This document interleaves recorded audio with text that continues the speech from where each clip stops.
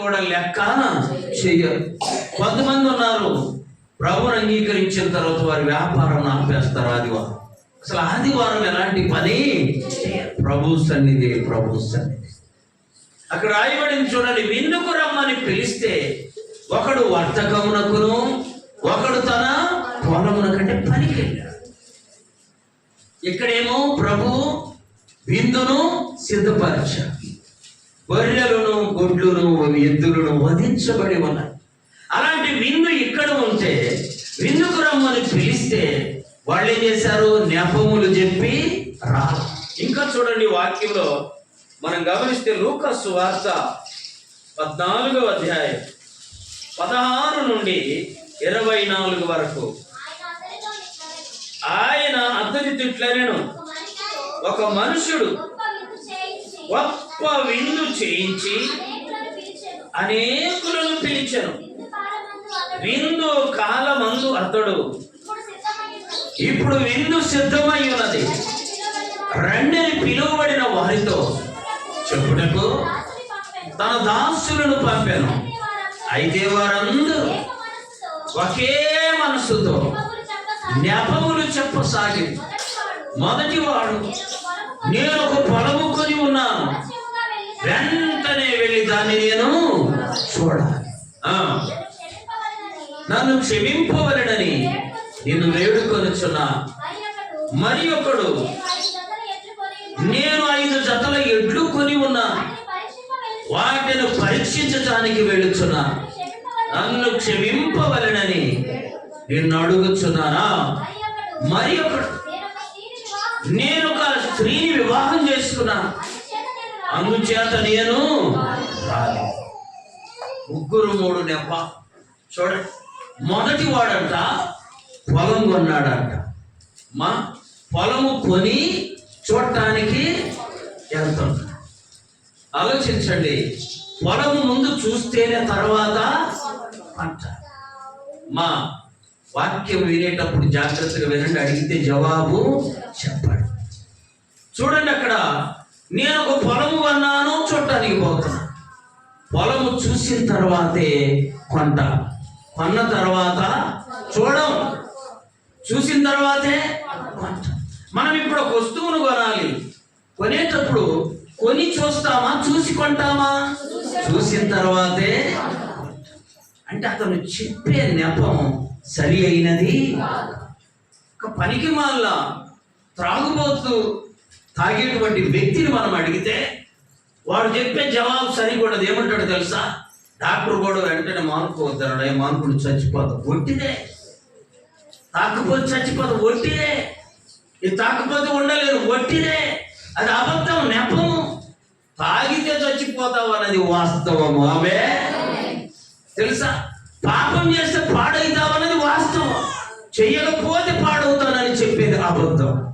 అందుకని ఇక్కడ కూడా పొలము కొన్నాను నేను చూడటానికి, అలా కాదండి, 1కి 10 సార్లు తిరిగి మనకు సరిపోయిన పొలం కొని ఇంకా దాని గురించి అనేక మందిని విచారించుకొని ఆ తర్వాత మనము దానికి డబ్బులు ఇస్తాం. ముందు డబ్బులు ఇచ్చి ముందు కొని ఆ తర్వాత చూడడం అనేది నెపం, అంటే అబద్ధము.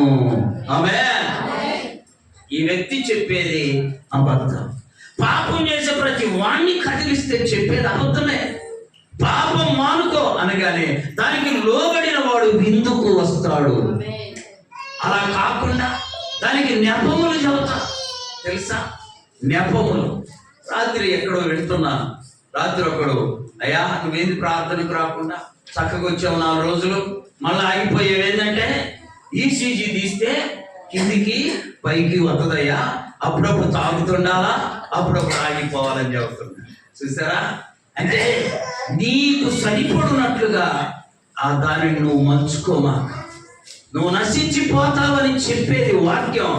దానిని అంగీకరించి లోబడితే నువ్వు బాగుపడతావు, నువ్వు నిత్యత్వానికి అతను పెళ్లి విందులో పాలు పొందుతావు. 2వ వాడు చూడండి, నేను 5 జతల ఎడ్లు కొన్నాను, ఇప్పుడు చూడటానికి చాలా చాలా అబద్ధం అండి. ఎడ్లు కొంటే విందు తినవా నీవు? ఎడ్లు కొన్నాడు అన్నం తింటాడా? తిండా? తినకుండా ఉండనే.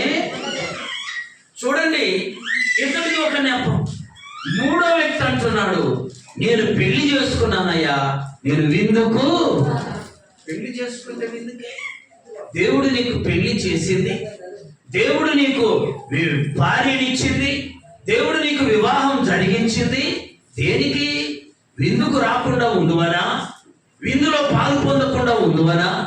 దేవుడు నీకు చేసిన ప్రతి మేలును బట్టి ఆయనను స్తుతించడానికి ఆయన యొద్దకు రావాలి కానీ ఆయన యొద్దకు రాకుండా నెపములు చెప్పడానికి దేవుడు నీ జీవితంలో మేలు. అమ్మా, ఎన్నిసార్లు చెబుతాం? ముందుకు జరిగి కూర్చోండి, వచ్చే వాళ్ళ కనుక ప్లేస్ ఉంచండి. ఎప్పుడైతే నీవు నెపములు చెబుతున్నావో ఆలోచించాలి. నెపములు చెబుతున్నావు, నువ్వు విందును కోల్పోతున్నావు. విందును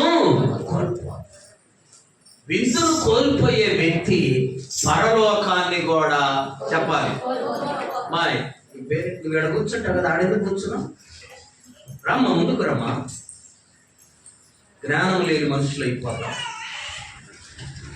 నువ్వు ఆడ కూర్చొని నేను దొక్కుంటూ అందరు వస్తారు ముందు నీ ప్లేసులో నువ్వు కూర్చో.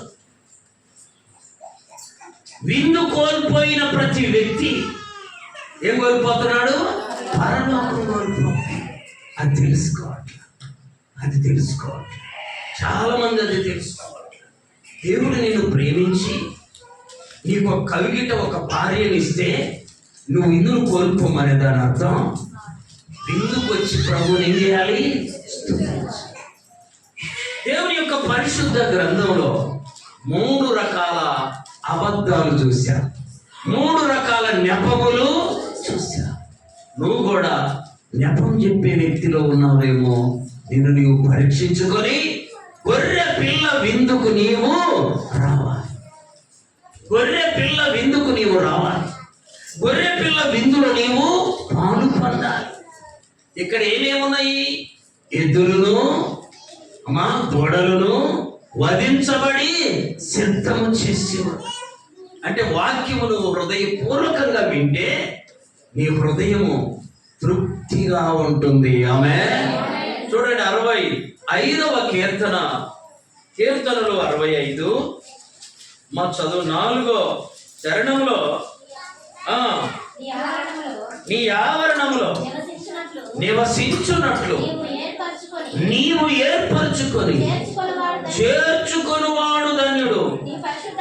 నీ పరిశుద్ధాలయము చేత, నీ మందిరము మేలు చేత మేము తృప్తి పొందొచ్చు. మందిరంలో ఏముందో తెలుసా? మేలు. ఆ మేలుతో మనం ఏమవుతాము? తృప్తి పొందుతాం. మందిరంలో ఉన్న మేలుతో మనము తృప్తి పొందాలి. తృప్తి పొందాలంటే నువ్వు ఎక్కడికి రావాలి? మందిరానికి. ఇక్కడ జీవం కలిగిన మాటలు విన్నప్పుడు తృప్తిగా ఉంటుంది. ఎప్పుడు? హృదయపూర్వకంగా విన్నప్పుడు. హృదయపూర్వకంగా ఆయన మాటలు విన్నప్పుడు నీ హృదయంలో తృప్తి. ఈ విందును నీవు నిర్లక్ష్యము చేయవు. ఈ విందు కొరకు ఆయన అందరినీ పిలుస్తున్నాడు. కొందరిని కాదండి, అందరినీ పిలుస్తున్నాడు. చూడండి, మత్తయి సువార్త 11వ అధ్యాయం 28వ వచనం. మత్తయి సువార్త 11వ అధ్యాయం 28వ వచనం. ప్రయాసపడి భారము మోసుకొనుచున్న సమస్త జనులారా నా యొద్దకు రండి, నేను మీకు. ఇంకా చూడండి, మత్తయి సువార్త 22వ అధ్యాయం 14వ వచనం. మత్తయి 22:14. కాగా పిలువబడిన వారు ఎంతమంది అంట? ఈ సువార్త ఎంతమందికి వినపడింది? అనేకులకు, అందరికి వినపడదు. కానీ చదవమ్మా, ఏర్పరచబడిన వారు కొద్దిమంది. ఆ విన్న వాక్యాన్ని అంగీకరించేది ఎంతమంది? వినడం ఎంతమంది అంటున్నారు? అందరికీ వినబడుతుంది, అందరికీ ప్రకటించబడుతుంది. కానీ దాన్ని తృప్తిగా అంగీకరించి లోబడేవారు కొద్దిమంది. అందుకే ఇంకా ప్రభువు చెప్పాడు, విశాల మార్గం ఉందంట, ఇరుకు మార్గమున ప్రవేశించే వాళ్ళు కొద్దిమంది. విశాల మార్గములో ప్రవేశించేవారు అనేకులు. ఎంతమంది అంట? చూడండి, ఈ అనేకులు నిత్య జీవానికి రాలే. ప్రభు యొక్క తన మాటలు మాత్రం అందరికీ వినిపిస్తున్నారు, అందరికీ ప్రకటించబడుతున్నారు, అందరూ వింటున్నారు. లోబడింది మాత్రము కొద్దిమంది. దేవుని యొక్క పరిశుద్ధ గ్రంథంలో మనం గమనించినట్లయితే ప్రభు చెప్పిన ఈ ఉపమానంలో పిలువబడిన వారు అనేకులండి, ఏర్పరచబడిన వాడు కొద్దిమంది. నువ్వు నేను పిలువబడిన గుంపులో ఉన్నాములేని ఆనందించమాక, ఏర్పరచబడిన గుంపులో ఉందుముగాక. ఎక్కడ ఉండాలి? పిలువబడిన ఏర్పరచబడిన గుంపులో, ఎన్నిక చేయబడిన గుంపులో, దేవుడు ఎంపిక చేసిన గుంపులో ఉండాలంటే పిలువబడిన వారితో వచ్చావు మంచిదే, వారితో కలిసిపోకూడదు. దేవునితో నీవు కలవాలి. చప్పట్లు కొట్టి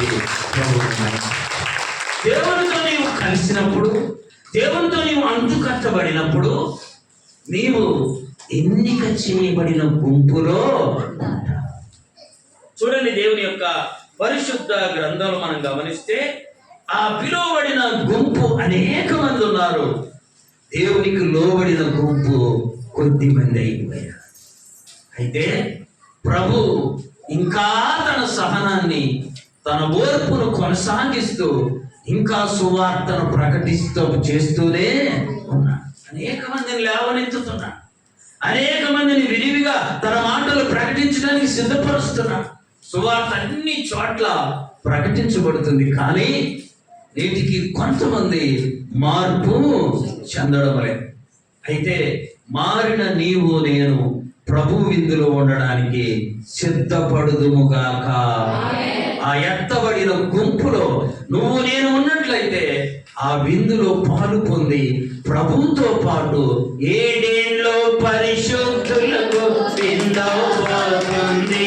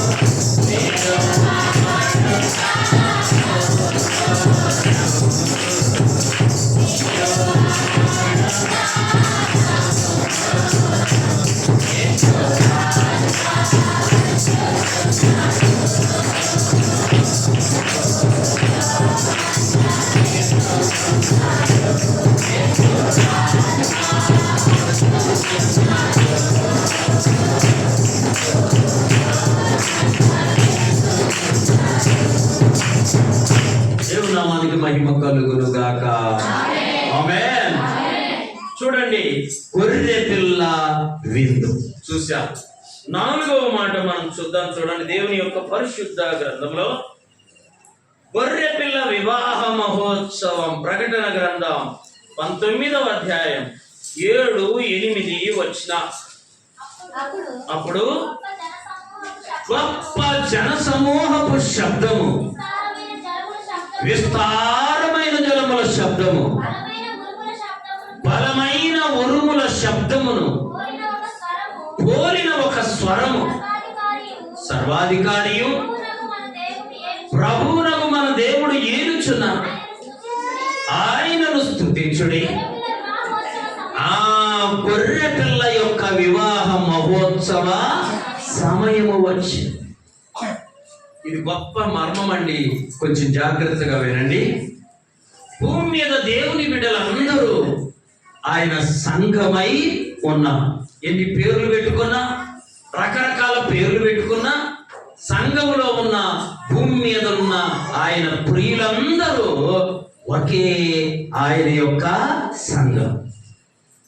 ఆ సంఘం అంతా కూడా ఆయన యొక్క వివాహానికి సిద్ధపరచబడుచున్న వధువుకు గుర్తు. ఆమేన్. పెళ్లి కుమార్తెకు గుర్తు. ప్రభు పెళ్లి కుమారుడు, సంఘమేమో పెళ్లి కుమార్తె. ఈ పెళ్లి కుమారుడైన ప్రభువుకు పెళ్లి కుమార్తె అయిన సంఘం సిద్ధపడి ఆయన యొక్క వివాహ మహోత్సవానికి ఎత్తబడాలి. ఆమేన్. అర్థమైందా? ఆ వరునిగా ప్రభు మధ్యాకాశానికి వచ్చినప్పుడు ఈ సంఘమంతా, భూమి మీద ఉన్న అన్ని సంఘములవా లేక భూమి మీద ఉన్న ప్రభు బిడ్డలందరూ ఒకే వధువు సంఘముగా సిద్ధపడి పెళ్లి కుమారుడు అనగా వరుడై ఉన్న ప్రభువుకు మనము స్వాగతము పలకాలి. వరుడు పరిశుద్ధుడు కనుక వినాలి, వధువు కూడా ఎలా ఉండాలి? పరిశుద్ధమైన వధువు పరిశుద్ధుడైన ప్రభువును మధ్యాకాశములో కలుసుకున్నప్పుడు వివాహ మహోత్సవము అక్కడ జరగబోతుంది. ఒకవేళ ఆయన పరిశుద్ధుడైన వరునిగా ఉంచుతున్నప్పుడు నీవు సంఘములో అపరిశుద్ధంగా ఉంటే నువ్వు ఎడవబడతావు, ఎత్తబడవు. ఎలా ఉండాలి? పరిశుద్ధంగా ఉండాలి. అందుకే ప్రభు అంటాడు, నేను పరిశుద్ధుని కనుక మీరును పరిశుద్ధులమైనప్పుడు వధువు సంఘముగా సిద్ధపడి ప్రభువును ఏకముగా ఎదుర్కొంటా. ప్రభువును ఎదుర్కొన్నప్పుడు గొర్రె పిల్ల వివాహ మహోత్సవము జరుగుతుంది. ఆమేన్. నువ్వు సంఘంలో చూడడానికి అందరి ముందు కనపడుతున్నావు, మంచిదే. పరిశుద్ధమైన వధువుగా నువ్వు సిద్ధపడకపోతే ఆ సంఘములో ఉన్నా కూడా వరుణ్ణి నీవు ఎదుర్కోవడం సాధ్యము. చూడండి, దానికి బాగా అర్థమయ్యే వాక్యం ఒకటి. మత్తయి సువార్త 25వ అధ్యాయం 10-11 వచ్చిన. వారు కొనబోచుండగా పెళ్లి కుమారుడు వచ్చెను. అప్పుడు సిద్ధపడి ఉన్నవారు అతనితో కూడా పెళ్లి విందుకు లోపలికి పోయి అంతటా. చూసారా అమ్మా, నువ్వు సిద్ధపడి ఉంటే పెళ్లి కుమారుడు వరుడై ఉన్న యేసయ్య సిద్ధపాటు కలిగి రాగానే నువ్వు సిద్ధపడి ఉంటే నువ్వేం చేస్తావు? పెళ్లి కుమారుణ్ణి కలుసుకుంటావు, విందు మహోత్సవానికి వెళతావు, వివాహ మహోత్సవానికి వెళతావు. ఒకవేళ నువ్వు సిద్ధపడకపోతే అమ్మా నువ్వు ఎడవబడతావు. అక్కడ రాయబడి చూడండి, 10 మంది కన్యకలు వివాహ మహోత్సవానికి ఆహ్వానించడానికి ఏర్పాటు చేశారు. ఎంతమంది? 10 మంది కన్యకలే, 10 మంది పిలువబడిన వారే, 10 మంది వివాహ మహోత్సవంలో వరుణ్ణి స్వాగతం పలకడానికి ఏర్పాటు చేయబడి. ఎంతమంది? అప్పటిదాకా బుద్ధిమంతులు, బుద్ధి లేనోళ్ళు అనే మాట రాల. ప్రారంభంలో ఎలా ఉంది? 10 మంది కన్యకలు సిద్ధపడడానికి పిలువబడ్డా. పెళ్లి కుమారునికి స్వాగతం పలకడానికి పిలువబడ్డా. అందుకనే వాక్యం విని ప్రభు యొద్దకు వచ్చేటప్పుడు నువ్వు పాపికి రావద్దని ఎవరు నిన్ను చెప్పాలి అనరు. పాపి రావచ్చు, పరిశుద్ధుడు రావచ్చు. ఇద్దరు ఇక్కడికి వచ్చిన తర్వాత ఇద్దరు పరిశుద్ధులుగా ఉండాలి. అంతేగాని నువ్వు పాపిగానే ఉండి పిలువబడ్డావు, ఏ లాభం? ఎత్తబడేటప్పుడు నువ్వేం చేస్తావు తెలుసా? విడువబడతావు. అందుకని యేసు ప్రభు అన్నాడు, అయ్యా గోధుమలు పెరుగుతాయి, చెప్పాలి, పురుగులు ఎప్పటిదాకా? కోతకాలము వరకు. ఎప్పటిదాకా అంటే కోతకాలం వచ్చే వరకు పురుగులు పెరుగుతాయి, గోధుమలు. పరిశుద్ధుడు పెరుగుతాడు, అపరిశుద్ధుడు. మనం తట్టుకోలేక పొట్ట మంట. కొంతమందికి ఇన్ని తప్పులు చెప్తాను, ఇంకా వచ్చింది దీన్ని ఆయనకు తెలిసి ఎప్పుడు దాకా కోత, చెప్పాలి, కోత. దొరకొండల కాముంది, ఆమె తిట్టను లేడు. భూమి మీద ఉన్న అందరినీ తిట్టిన ఆమె, కంటికి కనపడిన వాళ్ళందరినీ తిట్టదు, నన్ను కూడా తిట్టి. ఎంతెంత 10 కేజీలు ఉంటాయి ఒక్కొక్క బూతు, చిన్నవి కాదమ్మా, అంత బూతులతో తిట్టేది. భర్త చనిపోయి అందరూ అన్నారు, అది చనిపోయి ఆయన ఉంటే బాగున్నారు. మన ఇష్టంగా పురుగులు, చెప్పాలి, గోధుమలు. ఎప్పటిదాకా? తర్వాత పాపం కూతురు చచ్చిపోయి, చిన్న వయసు కూతురు కూడా. అందరూ అంటున్నారు, ఆ అమ్మాయి ఉండి ఇది చచ్చిపోతే గురుగులు ఎట్టపోతే బాగు. ప్రభు ఏం చెప్పాడు? గురుగులు, గోధుమలు కలిసే. తెలుసా, నేను కూడా అనుకుని ఎందుకు పాపం 6 మనుషులు చనిపోయారే, గురుగు కూడా పెరుగుద్ది. ఎప్పటిదాకా? చూసా, 10 మందిని పిలిచాడండి. 25వ అధ్యాయం ప్రారంభంలో చూస్తే పెళ్లి కుమారుణ్ణి ఆహ్వానించుకోవడానికి 10 మంది కన్యకలను పిలిచారు. చదువుమా, 10 మంది కన్యకలను సిద్ధపరిచారు. ఈ 10 మందిలో అప్పుడు 5 బుద్ధి లేని వాళ్ళు అనే మాట అనలా. ఏమని పిలిచాడు? 10 మంది కన్యకలను పిలిచాడు. అయితే ఇక్కడికి వచ్చిన తర్వాత వాళ్ళు బుద్ధి లేనోళ్ళుగా అయిపోయారు. 5 ఎలా అయిపోయారు? ఏమని?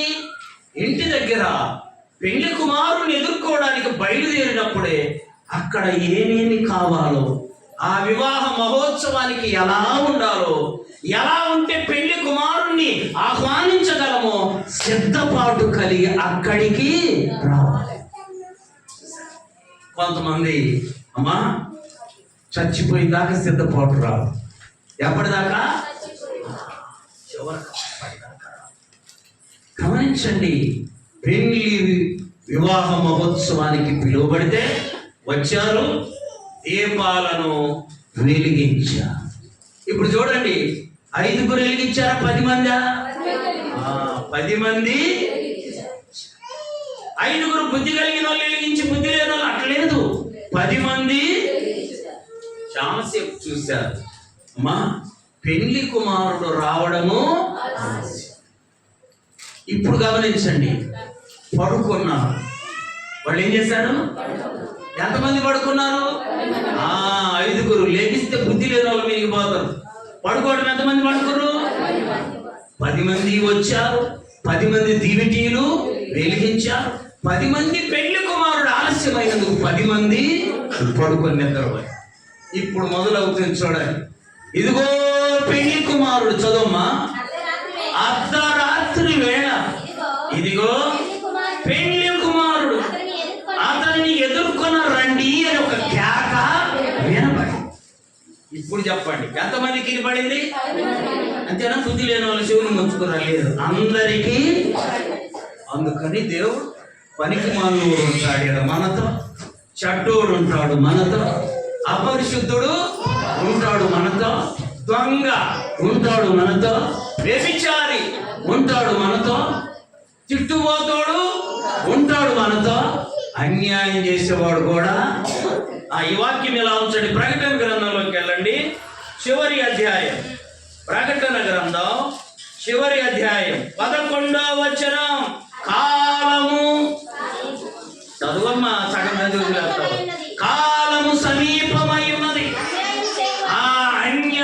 అన్యాయము చేయువాడు ఇంకను వాడు మార్చలేదు. ఎంత చెప్పినా వాడు మారడు. ప్రభు అంటున్నాడు, అయ్యా కాలము అన్యాయము చేయువాడు ఇంకను అపవిత్రుడైన వాడు ఇంకను పవిత్రుడు ఇంకను జాగ్రత్తగా పవిత్రంగానే, పరిశుద్ధుడు ఇంకను జాగ్రత్తగా పరిశుద్ధంగానే. సైతాను కొన్నిసార్లు నీలోకి ఆలోచన తెస్తుంది, ఇప్పుడు దాకా పరిశుద్ధంగా ఏం లాభం. అప్పుడప్పుడు అంటారు తెలుసా ఆడోళ్ళు, ఏమని అందరు జాగ్రత్తలు అని చేసి, అందరు ఉన్నారా చక్కగా ఉన్నారా, అలా వాళ్ళు ఉన్నారా ఇల్లు ఉన్నారా, వాడిని అలాగే ఉండని, నువ్వు ఇలాగే వాడు అపవిత్రుగానే ఉండని. ప్రభు అంటున్నాడు పరిశుద్ధుడు ఇంకను చెప్పాలి అని. చివరేమన్నాడు తెలుసా, ఇంత శ్రేష్టమైన మాట, ఇంత గొప్ప మాట ఏంటో తెలుసా, ఇదిగో నేను త్వరగా వచ్చుచున్నాను, వాని వాని క్రియల చొప్పున ప్రతి వానికి సిద్ధపరిచిన జీతము. అన్యాయస్తుడికి జీతం అన్యాయమైనదిగానే, పరిశుద్ధునికి జీతం. అక్కడ తేలిద్ది నీ క్రెడిట్ ఏంటో, నీ గొప్పతనం ఏంటో, నీ పరిశుద్ధత ఏంటో, నీ పవిత్రత ఏంటో, నీ భక్తి ఏంటో, నీ భక్తికి తగిన ప్రతిఫలం ఏంటో యేసయ్య తీసుకొని వస్తున్నాడు. చప్పట్లు కొట్టి ప్రభువును మహిమపరచ. అప్పటి వరకు నువ్వు నేను పరిశుద్ధులుగానే చెప్పాలి, పరిశుద్ధులుగానే. ఇక్కడ మీకు వాక్యం అర్థం అవడానికి చెప్తా. అబ్రహాము కొడుకును బలి ఇవ్వడానికి బయలుదేరినప్పుడు ఆయన మనసులో గొప్ప వేదన, గొప్ప. ఇంకొక అరగంటలో బిడ్డను ఏం చేయాలి చెప్పాలి, నరకాలి. మన భాషలో చెప్పండి. బలి ఇవ్వడం అంటే ఇట్లా పోయారు, ఇట్లా పెట్టి మెట్టు ఎక్కుతున్నాడు, గుండెమో భారంగా ఉంది, కానీ వెనక్కి తిరిగిన వాడు వెళ్ళాడు. వెళుతూ ఉన్నాడు, ఇంకో 10 నిమిషాల్లో ఆ మోరియా పర్వతం చేరుతాననగా కొడుకు అడుగుతున్నాడు, నానా కట్టెలు ఉన్నాయి చూసారా, నిప్పు ఉంది, బలివ్వడానికి గొర్రెది నాన్న. ఆమె కొడుకుని గుండెలు కత్తుకొని, నువ్వేనయ్యా ఆ గొర్రె అన్నాడా. కానీ గుండెలో చెప్పలేనంత ఏముంటుంది, వెనక్కి అడుగు చెప్పాలి, వెయ్యనే. చదువుకి వెళ్ళిపోయాడు, బంధించాడు. ఇక్కడ నాకు వస్తుంది ఒక డౌట్, బంధిస్తుంటే ఇప్పుడు పిల్లలైతే పరిగెత్తి నువ్వు ఏమన్నాగా నాకెందుకని ఆ కొండ మీద నుంచి పరుగెత్తుకుంటూ వాళ్ళ నాన్నకు దొరికోడు కాదు, దేవదూతంతే కూడా. కానీ ఇస్సాకు మౌనుడు, అమ్మా మెత్తని స్వభావము కలిగిన వాడు, లోబడే స్వభావము. ఇప్పుడు 10 సంవత్సరాల పిల్లోని ముసలోళ్ళు పట్టుకోవాలని సాధ్యము, వాడు పరిగెత్తుతాడు, నువ్వు పరిగెత్తాడు. అబ్రహాముకు ఇస్సాకు అలా చెయ్యాలి. ఆమె శ్రమలు వచ్చినప్పుడు మనకు అనిపిస్తాయి, శోధనలు వచ్చినప్పుడు మనకు అనిపిస్తాయి, ఎందుక ఇదంతా, కళ్ళు మూసుకుంటే పోదను. నువ్వు ఓర్చుకో, నువ్వు సహించు, నువ్వు భద్రంగా ఉండు, నువ్వు పరిశుద్ధంగా ఉండు. ఆ చివరున్నదే ప్రభు అంటున్నాడు, ప్రతి వానికి ఇచ్చుటకు సిద్ధపరిచిన జీతము ఆయన తెచ్చి నీ చేతులు పెట్టే వరకు ఆయన వైపే నీవు. ఇప్పుడు చెప్పండి, 10 మంది కన్యకలు ఎదురయ్యారు. 10 మంది ఇదిగో పెళ్లి కుమారుడని పిలవగానే 10 మంది చెప్పాలి. అందరు లేచారా, కొద్దిమంది అన్న? బుద్ధి లేని వాళ్ళు లేచారా, లేయలేదా? లేచా. 10 మంది కునికి నిద్రపోయారు, 10 మంది. కానీ వినండి, ఏం జరిగిందో తెలుసా, 5 దివిటీలు ఆరిపోతాం. 5 దివిటీలు వాళ్ళను బుద్ధి లేని వాళ్ళని పేరు పెట్టింది. ఆమె చూసా, వాళ్ళకి ఏం పేరు వచ్చింది? నీ దివికి ఆరిపోతే నువ్వు బుద్ధి లేని దానివి గుర్తుపెట్టు. నీ దివికి వెలుగుతూ ఉంటే నువ్వు బుద్ధి కలిగి. చూడండి, ఈ 5 దివిటి కిటికీలు ఆరిపోతుంటే నూనె లేదు, పోయడానికి. అమ్మా, నువ్వు నేను ప్రభు వచ్చే వరకు ప్రతి దినం, జాగ్రత్తగా వినండి, ప్రతి దినం మన సిద్ధులలో, మన హృదయంలో నూనె అనగా పరిశుద్ధాత్మ చేత మన హృదయాన్ని నింపుకుందుముగాక. చప్పట్లు కొట్టి ప్రభు ఆయన రాకడ ఒకవేళ ఆలస్యమైతే నీలో ఉన్న ఈ ఆత్మ నిన్ను బలపరిచి తప్పిపోకుండా లొంగిపోకుండా నిన్నేం చేస్తుంది? కాపాడుద్ది. ఆమేన్. నీ హృదయంలో పరిశుద్ధత లేదు, నీ హృదయంలో పరిశుద్ధాత్మ లేదు, నీ హృదయంలో వాక్యము లేదు, ఎంత దానికి లొంగిపోతావు, అంత దానికి. దీపము తీసి వాగ్దామంటే నా దగ్గర ఏమి లేదు. ఒక్క 10 నిమిషాలు ప్రార్థించమంటే నీ మోకాలు నీ మాట వినడం లేదంటే నీ హృదయంలో ఏమి లేదో తెలుసా? దేవుని భయము లేదు, దేవుని ఆత్మ లేదు, దేవుని పరిశుద్ధాత్మ లేదు. కనుక నువ్వు మోకరిల్లలేకపోతున్నావు, నువ్వు ఓర్చుకోలేకపోతున్నావు, నువ్వు సహించలేకపోతున్నావు, నువ్వు సైతానును జయించలేకపోతున్నావు. చూడండి, దివిటీలు తీసి నూనె పోద్దామంటే నా దగ్గర ఏం లేదు. నీ దగ్గర లేదేమో చూసుకో. ప్రార్థన లేదేమో, ఆమె పరిశుద్ధత లేదేమో, పరీక్షించుకో. పవిత్రత లేదేమో, సహనము, విశ్వాసము, దేవుడు అంటే భయము, భక్తి. పరీక్షించుకునే సమయం ఇది. లేచి నూనె పోద్దామంటే లేదు. పక్కోళ్ళ దగ్గరికి వెళ్ళి అమ్మా కొంచెము నూనె అమ్మ, వాళ్ళ పేరే చెప్పాలి. ఇతరులు నువ్వు ఎప్పుడు అడగమాట. నా కోసం, జాగ్రత్తగా వినండి, నా కోసం కొంచెం ప్రార్థన చేయి, నాకు ఇష్టం ఉన్నది ఈ మాట. ఆమేన్. రోజే నిన్ను వద్దనడా? యేసు ప్రభు నిన్ను వద్దనడా? అలా వాళ్ళే చేయాలి ప్రార్థన, వీళ్ళు చేయకూడదని చెప్పాడమ్మా? చెప్పాలి. అందరినీ నువ్వెప్పుడు కూడా సెకండ్ హ్యాండ్గా ఉండమాక. వాళ్ళు ప్రార్థన చేస్తే నువ్వు చేద్దాం అనుకోమాక. ఆ ఫస్ట్ హ్యాండ్ ఏదో నువ్వే ప్రారంభించు, నువ్వే ప్రార్థన ప్రారంభించు, నువ్వే చెయ్యమ్మా. ఇతరులు ఎందుకు అడుగుతా? నువ్వు చెయ్యకుండా ఇతరులను అడిగితే ఆ ప్రార్థన ప్రతిఫలం నీ మీదికి రానే. నీకు జ్వరం వచ్చింది, శర్మ గారి దగ్గరికి వెళ్ళా, ట్యాబ్లెట్లు ఇచ్చాడు. ఆ ట్యాబ్లెట్ తీసుకొని మీ ఆయనకి ఇచ్చిన మింగమని. నీ జ్వరం తగ్గుద్దా? అమ్మా, ఎవరు మింగాలి? నువ్వు మింగాలి. నువ్వు ఆ ట్యాబ్లెట్ వేసుకోవాలి, నువ్వు ఆ మందును వాడా, అప్పుడు నీకు జ్వరము కదా. ఎప్పుడు నువ్వు ప్రార్థన చేయకుండా ఇతరులను అడగమాక. ఆమేన్. వీళ్ళు ఇతరులు అడుగుతున్నారు ఏమని? అమ్మా కొంచెం నూనె. నిన్నెందుకు సిద్ధపరచుకోలేదు? నేను ఎవరైనా సిద్ధపరచుకోవద్దని అన్నారా? పెళ్లి విందుకు, వివాహ మహోత్సవానికి పెళ్లి కుమారుని ఆహ్వానించడానికి రమ్మన్నప్పుడే నీ సిద్ధపాటు ఉండాలి. ఆమేన్. ఏమి ఎక్కడికి వెళ్తున్నావు నువ్వు? పెళ్లి విందుకు, వివాహ మహోత్సవానికి నీకు ఉండవలసిన సిద్ధపాటు నీకు. అది లేకుండా ఇక్కడికి వచ్చి ఇతరులను అడుక్కునేలాగా ఉండకూడదు. ఆమేన్. నువ్వు ఎవరిని అడగాలో తెలుసా? ప్రభువునే అడగు. ఆయన కొందరిని అడగమని, కొందరు వద్దని అనేవాడు. ఆయన అందరికీ ప్రభువు. ఆమేన్. ఎందరికి ప్రభువు? వీళ్ళు అడిగితే ఈ తెలివి కల్లోళ్ళు అన్నారు, బుద్ధి కలిగిన వాళ్ళు అన్నారు, నీకు మాకు సరిపోదు, నీకు మాకు సరిపోదు. నిన్నెవరన్నా లోకస్తులు ఏదైనా అడిగితే, లేక దేనికైనా రమ్మంటే నువ్వు చెప్పాల్సిన జవాబు ఏంటి తెలుసా? నీకు నాకు చెప్పాలి. ఆమేన్. నీకు నాకు ఏం సరిపోదు? అసలు సహవాసమే, సంబంధమే చాలా మందికి తెలియదు. మా చూడండి, నిన్ననే పోర్టు దగ్గర ఇక్కడ ఒక మేనేజర్గా చేసిపోయాడు. ఆయన నాకు ఇల్లు చూస్తాడు, నేను ఆయనకి ఇల్లు చూస్తాను.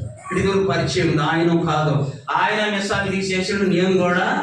మేము కనుక్కోవడం కష్టంగా అంటే చూస్తున్నాం. మొత్తానికి ఆయన వచ్చి, సార్ నువ్వు ఫలానా కదా. నేను నువ్వు కూడా ఫలానా. ఇది ప్రాబ్లం చెప్పాడు. ఏంటో తెలుసా? మా అమ్మ నాన్న బాగా చదివించి మేనేజర్లు చేస్తే నేను మా అమ్మ నాన్న మాట వినకుండా సార్ మా కొలీగ్ అంటే ఆయనతో పాటు పనిచేసే అమ్మాయిని ప్రేమించి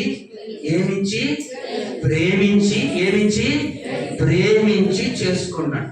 చేసుకోగానే 10 రోజులకు జ్వరం, ఎన్ని ట్యాబ్లెట్లు వేసిన తగ్గలేదా, ఎన్ని మందులు వాడినా పరీక్ష చెప్తే ఎయిడ్స్ అంట. ఎయిడ్స్ అమ్మా, ఎయిడ్స్. ఏం చేయాలి ఇప్పుడు? అమ్మా నీకు ఎయిడ్స్, నేను ప్రేమించే తప్పు అయిపోయింది, నీకు ఎయిడ్స్ కదా ఊరికి చెప్పొద్దు, నువ్వు వెళ్ళిపోయింది తప్పిస్తానంటే నిన్నంత తేలిగ్గా మొదలైంది. అమ్మా నిన్నంత తేలిగ్గా పాపం కోర్టులో కేసు చేసుకొని నీళ్ళు కూడా లేకుండా దత్తికై పెదాలు కోరుకొని తిరుగుతా ఉన్నాడు. చూసారా, నీకు నాకు చెప్పాలి కుదరని, నీకు నాకు సంబంధం లోకస్తులతో మనం చెప్పాల్సిన మాట నీకు మాకు సరిపోదు. ఆమె చూసారా, ఆయనేమో సాయిబు, ఆమె ఇంకొక ఏం చెప్పాలని అడిగితే నీకు మాకు మాట చెప్పాడా? చెప్పుంటే ఇబ్బంది వచ్చేది. ఈ బాధ పడలేక తల్లి చనిపోయింది. ఈ బాధ పడలేక బుద్ధి పగిలి ఉంటుంది ఆమెకి కదా, ఆమె చనిపోయింది. ఇతను ఏడుస్తుంది. దీనికి కారణం ఏంటి? బుద్ధి లేని వాళ్ళ జోలి పోయినందుకు వచ్చిన ఫలితము. ఆమె బుద్ధి లేని వాళ్ళకి బుద్ధి కలిగిన వాళ్ళు ఏం చెప్పారు తెలుసా? జవాబు చెప్పండి అందరూ. మీకు మాకు సరిపోదు. చెప్పండమ్మా, మీకు మాకు. దేవుని అరగని వాళ్ళతో మాట చెప్పు, లోకస్తులతో మాట చెప్పు. నువ్వు కూడా యేసయ్య దగ్గరికి వచ్చి అడుక్కో, ఆయనకు సరిపోతే నాకు కూడా చెప్పాలి సరిపోతావు, ఆయనకు సరిపోకపోతే నాకు. అప్పుడు మరి ఏం చేయమంటారని అడిగారు. బుద్ధి లేని వాళ్ళు ఏమడిగారు? మమ్మల్ని ఏం చేయమంటారని బుద్ధి కలిగిన వాళ్ళు. బుద్ధి లేని వాళ్ళు అడిగితే మీరు సావుకారుల దగ్గరికి వెళ్ళి కొనుక్కోవాలి. వీళ్ళు కొనబోతుండగా పెళ్లి కుమారుడు వచ్చాడు. 5 బుద్ధి కలిగిన వాళ్ళు ఆయన లోపలికి తీసుకెళ్ళారు. అక్కడ రాయబడిన మాట్లాడి తెలుసా? అంతటా తలుపు వేయబడి. వీళ్ళు ఎక్కడెక్కడో తిరిగి మొత్తానికి నూనె కొనుక్కొని వచ్చారు. ఇక్కడ ఏమైంది? తలుపు, ఇదిగో తలుపు తీయండి అని కొడితే లోపల నుంచి ఒక మాట వచ్చింది. ఏంటో తెలుసా? మీరెవరో మేము. నీ దగ్గరికి లోకస్తులు వస్తే నువ్వు చెప్పాల్సిన మాట ఏంటో తెలుసా? అమ్మా నువ్వు ప్రార్థన చేస్తున్నావు, ప్రార్థన అంటే తెలియనోడు వస్తే నువ్వు జవాబు ఏంటి? లోపల నుంచి రావాలి, నువ్వెవరో నాకు ఆగొచ్చు. ప్రార్థన మానుకొని ఇప్పుడు నువ్వు వెళ్ళనే, ప్రార్థన వదిలిపెట్టి నువ్వు ఇంకొకళ్ళ దగ్గరికి వెళ్ళనే. వీళ్ళేమన్నారు? మీరెవరో మాకు తెలుసుంటే మాతో పాటు వచ్చేవాళ్ళు, తెలుసుంటే మాతో పాటు లోపలికి ప్రవేశించేవాళ్ళు. తలుపేయబడిన తర్వాత తీసేది నువ్వు కాదు. ఆమె ప్రకటన గ్రంథంలో ఒక చక్కని మాట ఉంది. ఏమన్నా తెలుసా? ఎవడు తీయకుండా వేయువాడును, ఎవడు వేయకుండా తీయువాడునంట ప్రభు. అంటే ప్రభు వేసిన తలుపు ఎవడు ఆయనే తీస్తే ఎవడు వేయలేడు. చూసారా, ఆయన మీద ఆధారపడదు. గొర్రె పిల్ల వివాహ మహోత్సవానికి నువ్వు పాలు పొందాలంటే నీ గుండె నిండా పరిశుద్ధాత్మ ఉండాలి. సిద్ధల నిండా ఏముండాలి?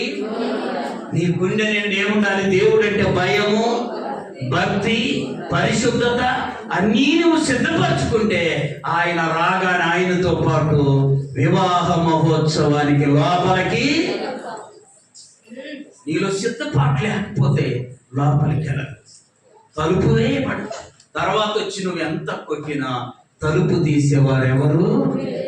ఆత్మీయ జీవితంలో గుర్తుపెట్టుకోవాలి, సిద్ధపాటు చాలా మంచిది. ఆమె సిద్ధపరచుమో దేవా నీ రాకకై, సిద్ధపరచుమో దేవా నీ రాజ్యముకై, సిద్ధపరచుమో దేవా నీ రాకకై.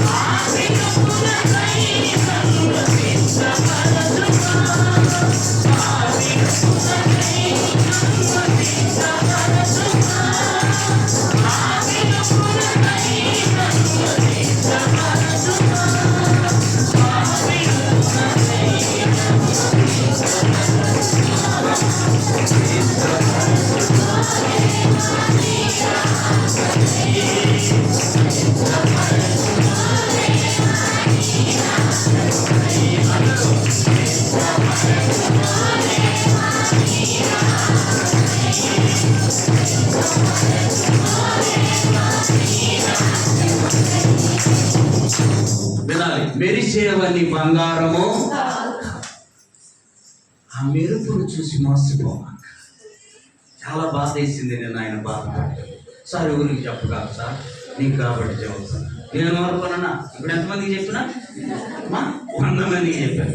మీరు 100, 200 అయితే 200, 400 అయితే ఈనాడు పేపర్లు అయిపోద్ది. అందులో ఎక్కువ మంది స్త్రీలు. చూడండి, అది కాక మనం గమనించాలి. మెరిసేవన్నీ బంగారము. వాళ్ళ అమ్మ చెప్తున్నారు, వాళ్ళ నాన్న చెప్పాడంట. ఇంటికి తీసుకొచ్చి టీ తాగుతామని టిఫిన్ చేద్దామని తీసుకొచ్చినప్పుడు, అయ్యా ఆ అమ్మాయి ఎందుకో నాకు అనుమానం వస్తుందయ్యా, ఇంత అందగత్తెలు వద్దయ్యా, ఇంత మరి పైన మేకప్ వద్దయ్యా అని చెబితే నేను వెళ్ళాను సార్. జాగ్రత్త, మెరిసేవన్నీ నువ్వు బంగారం అని అనుకో. నిన్ను నీవు సిద్ధపరచుకో. ఆయన రాకడకు, ఆయన వివాహ మహోత్సవానికి సిద్ధపడు. ఆ విందులో ఉంటే ధన్యులు. ఏమి రాయబడింది అక్కడ? వివాహ మహోత్సవానికి పిలువబడిన వారు ధన్యతను సంపాదించుకొని ప్రభువుతో ఉందుముగాక. మోకరించండి, ప్రార్థన చేసుకుందాం. ఇంతవరకు దేవుని మాటలు విన్న సహోదరుడా, సహోదరు, ప్రభు నీతో బహుసూటిగా మాట్లాడాడు. ప్రభు మనతో బహుసూటిగా మాట్లాడాడు. గొర్రె పిల్ల విందు, గొర్రె పిల్ల వివాహ మహోత్సవం. నువ్వు సిద్ధపడ్డావా? ఆ మహోత్సవంలో పాలు పొందే ధన్యతను సంపాదించుకున్నావు. ఒకవేళ నీవు సంపాదించుకుంటే ధన్యుడవు, ధన్యురాలు. ఒకవేళ అలా సంపాదించుకొనకపోతే ప్రభు యొక్క సన్నిధిలో సాగిలపడి ఉన్న నీవు అడుగు, ప్రభువా నేను నీ వివాహ మహోత్సవానికి పిలువబడుతున్నాను కానయ్యా, ఆ విందులో పాలు పొందుతానన్న ధైర్యము, విశ్వాసము నాకు లేదయ్యా. కనికరించి ఆ విందులో పాలు పొందే ధన్యత నీవని ప్రభువుని అడుగు. ప్రభు సహాయం చేస్తాడు. దాన్ని ప్రార్థన చేస్తాడు. మహోన్నతుడా, మహోపకారి, నీ పరిశుద్ధ పుణ్యనామాన్ని బట్టి స్తోత్రం ప్రభువా.